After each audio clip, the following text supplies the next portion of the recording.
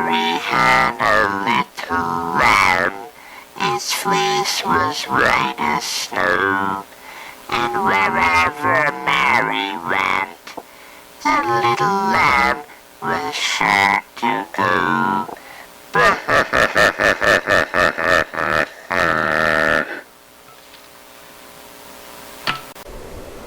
Hello and welcome to my channel. Well, Thomas Edison spoke those famous words, maybe 100 years ago or more, into one of his gadgets, and now I've spoken those exact same words into one of my gadgets. So, if you wish to find out what this gadget's going to do, stick around. In this series of videos, we're going to examine the design and construction of an ultrasonic listening device. Now, why would you want to do that? Well, you may want to listen in on critters that emit their calls and voices in frequencies above human hearing. You might have bats that communicate between 30 kilohertz to 100 kilohertz sound frequencies. This is somewhat questionable whether or not frequencies of sound can actually travel far enough to be picked up from a bat to a microphone. But in any case, human hearing, at least the textbook definition, is somewhere from 20 hertz, not kilohertz, but 20 hertz, to 20 kilohertz.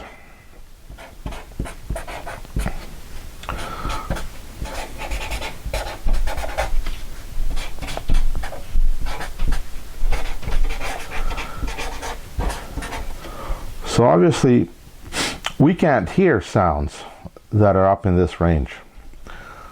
So what would we do in order to be able to hear critters like bats or mice or a leaking gas pipeline? Maybe that's another application.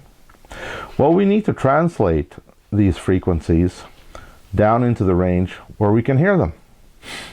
And there is a principle on which that is done, at least in radios, and that is called heterodyning.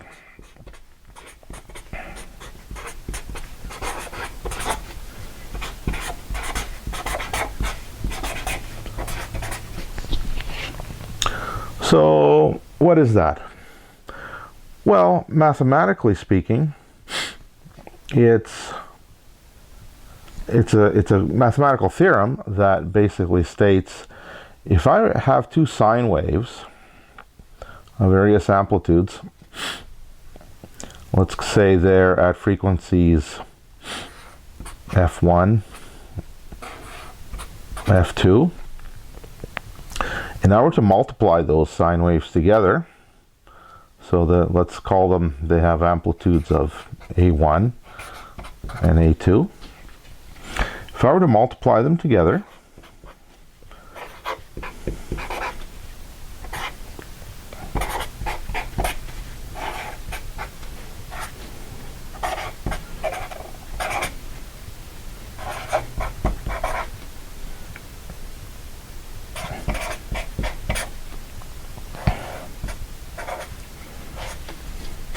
I would get an end result. I'm not going to write down the trig functions for it, but the end result output would be also sine or perhaps cosine. I'm not going to look up the theorem to prove it, but the end result will be sine and cosine functions of frequencies that are differences of f1 and f2, and summations, f1 plus f2. So what we're interested in is in the difference frequencies. So let's say, for example, I'm trying to listen in on a critter, maybe it's a bat, that is talking in the 35 kilohertz voice. Let's say that's F1. And if I were to mix or multiply that frequency by a local oscillator that is oscillating at 25 kilohertz, I'll get an output sine wave or cosine, doesn't matter which, that is oscillating at 10 kilohertz.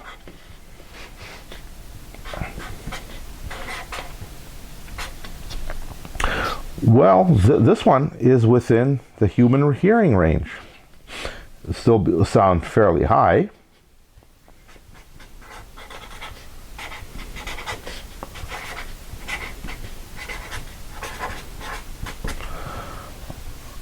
But the idea is, if I can bring up the local oscillator frequency, adjust it in any way I can,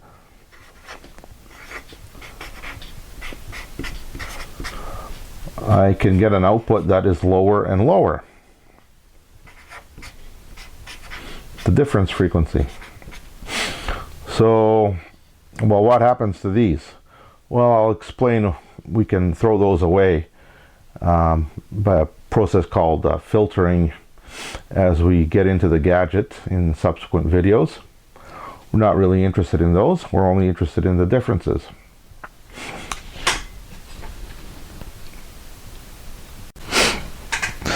Okay, I'm back here. I'm going to present a few details on heterodyning. So I did manage to find the trigonometric identities on the web that identifies or defines the transformation of a product of two sine oscillations into a sum of cosine oscillations that are differences in the frequencies and the summation of the frequencies. Incidentally, on my previous page I forgot to include the t because these are functions of time. So the result output of a multiplication of two oscillations of sine waves is half amplitude of the original signal of cosine of differences of the frequencies and summation of the frequencies.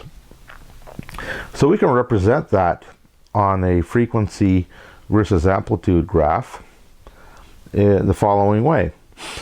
So if I were to plot the amplitude of the two sine oscillations at F1 and F2, okay, that would be plotted somewhere here, and there's a difference between them at an amplitude of 1 or whichever, A1 times A2, if they're at different amplitudes. You can scale them up and down. The difference frequency would be lower, F1 minus F2, at half amplitude, and the summation, sum of the frequencies, would also be at half amplitude above F2 or F1. So that's how that's represented graphically. And I'm sure a lot of you would like to look at graphs rather than equations such as this. So I'll try to stick to graphical representation of heterodyning as much as possible. So some of you might ask, well, okay, that's fine and dandy if we have two oscillations happening, but what does that really have to do with real world sounds? Well, we'll find that out on the next slide, or the next page.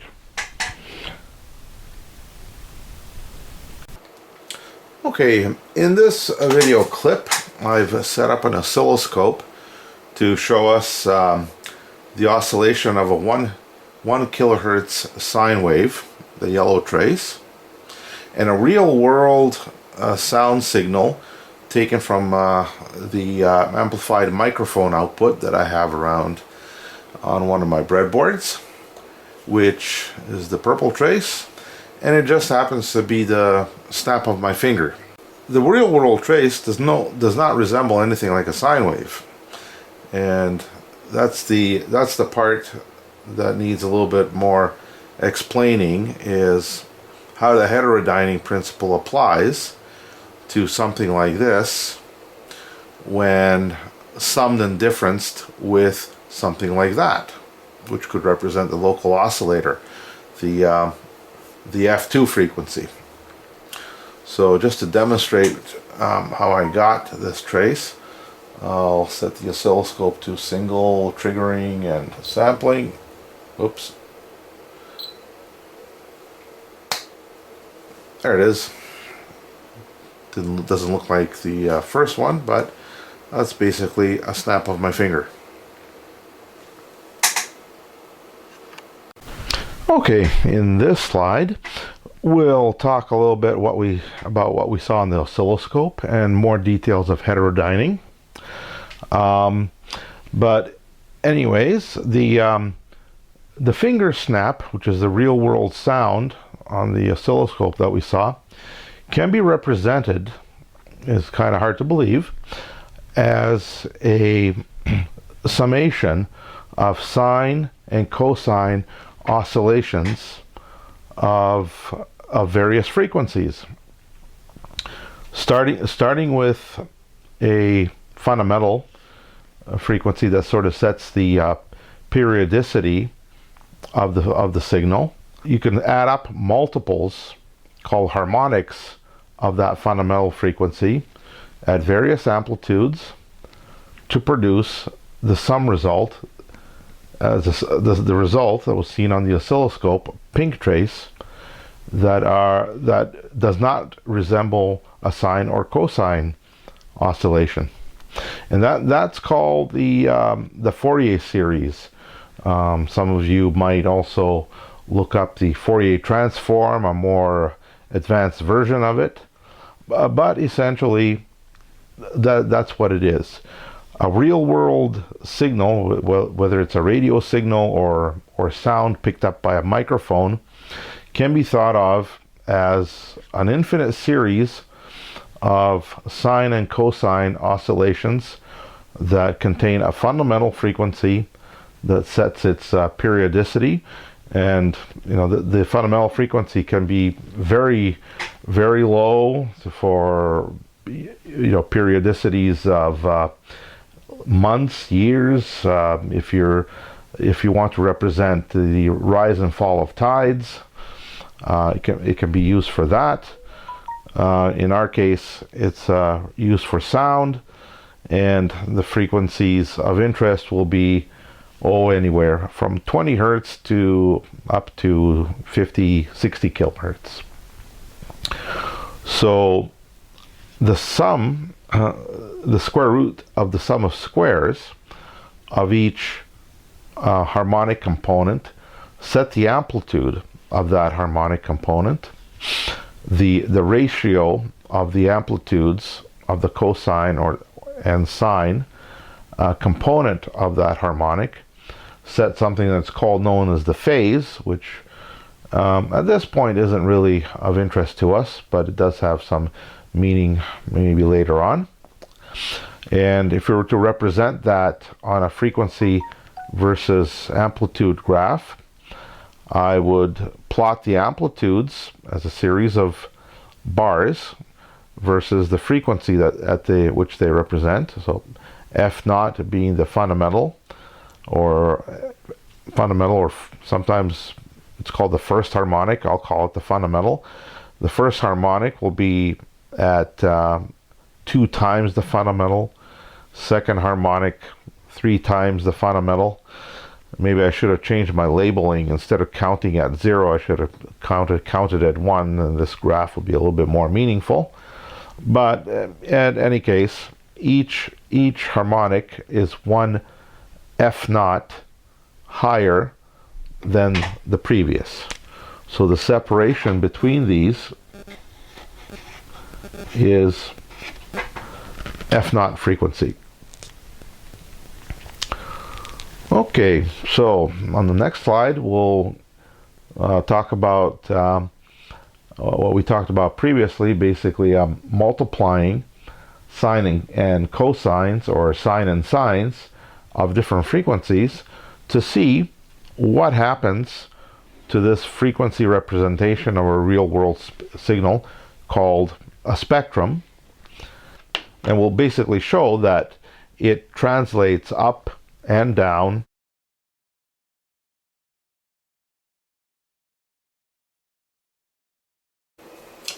Okay, so what we have here is another oscilloscope display of a finger snap in the time domain, and a fast Fourier transform, the Fourier series, if you will, in versus frequency, in the frequency domain, the white trace.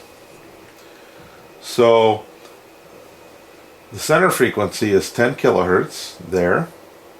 Each division is 2 kilohertz.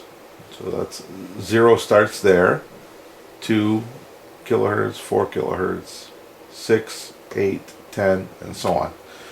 So what the amplitude represents is the amplitude in millivolts, because the output of the little microphone amplifier is in volts. So it's plotted on the vertical scale, and the fundamental F0 that I discussed previously in my slide is some very low frequency down here, and there's probably like 1 million points along the horizontal axis there. So each point on the white graph, it represents a sine and cosine oscillation at that frequency, at that amplitude. That kind of gives you an idea of what the Fourier series, Fourier transform represents of a real world time domain signal.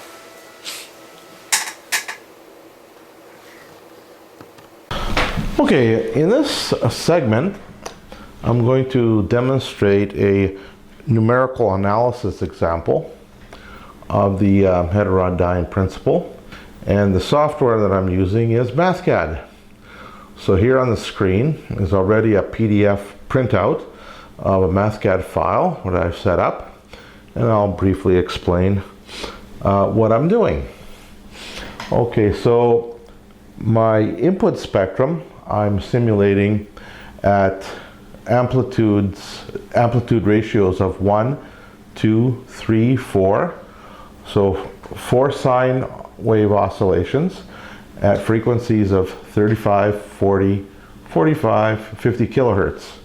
Those are generally ultrasonic frequencies. We cannot hear them.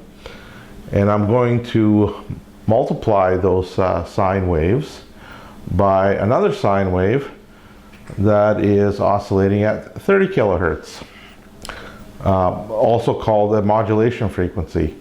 A lot of this work was done in radios in double sideband modulation and demodulation. So a lot of you who are curious can look up the background on that basis. Okay, so let's just scroll down here. Okay, so I'm going to do a fast Fourier transform of the time domain signal, which is a summation of the sine waves oscillating at the 4 frequencies mentioned earlier, multiplied by their respective amplitudes. And this defines is the sampling interval and the Nyquist frequency, which we won't get into here. 8,000 samples. Okay, so the time domain signal, sampled time domain signal, is a series of points taken at delta t intervals of 8,192 samples. And the time domain modulated signal is this the time domain signal multiplied by the local oscillator sine wave. Also, and both of them together sampled at delta t at 8,192 points. So these are still time domain representations, point-wise representations. And if we go further down here, we use the FFT function. It's built into MathCAD to find the FFT of the original signal and the FFT of the modulated signal. So if we scroll down just down here, and this is the graphical representation of the original signal. So here are the frequency spikes at 35, 40, 45, 50 kilohertz, all set at ratios of 1, 2, 3, 4 amplitude. And if we display the spectrum of the modulated signal, it's down here. Okay, so what do we have? These are the sum frequencies, and these are the difference frequencies. And for some strange reason, due to numerical round off or whatnot, you don't get a perfect representation of 1, 2, 3, 4 ratios of amplitude. This one looks more or less okay. So the difference frequencies are here, and they're within the human hearing range. The output will still contain, if we don't do anything else, the sum frequencies, but we would not be able to hear them. But for sake of not overloading the audio amplifier that we'll describe later, we will filter these out, only to be left with these ones to listen to. Okay, so that's about the numerical simulation in a nutshell. And from here on, in the next video, I think we'll start looking at actual circuit realizations of from the hardware, discrete component hardware perspective of how to achieve this. Okay, so I think that wraps up the introductory video for now.